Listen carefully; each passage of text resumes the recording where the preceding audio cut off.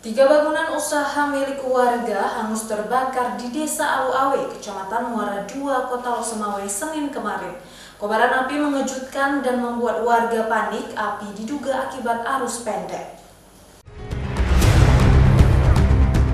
Suara ledakan dahsyat mengejutkan warga Desa Alu-Awe yang bersumber dari tiga bangunan usaha milik warga yang hangus terbakar Senin 24 Juni 2024.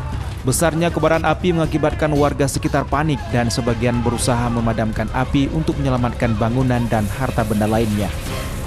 Api dengan cepat menghanguskan bangunan yang umumnya berkonstruksi kayu dan berisikan bahan perabotan yang mudah terbakar. Petugas pemadam kebakaran, personel TNI Polri bersama masyarakat berjibaku melakukan pemadaman kobaran api agar tidak menyebar.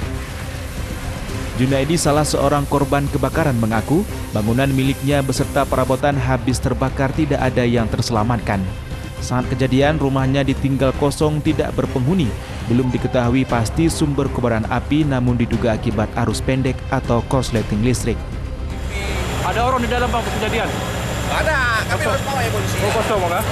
Juga udah habis bang? Udah habis, ada lagi. Tapi sudah nggak ada lagi siapa-apa. Usaha apa? Sejumlah bantuan masa panik dari masyarakat dan organisasi kemasyarakatan disalurkan langsung ke korban bencana di lokasi kejadian. Isak tangis keluarga pecah saat melihat kondisi rumah mereka hangus terbakar tak terselamatkan. Dari Losemawe, Muhammad Jafar Yusuf, iNews melaporkan.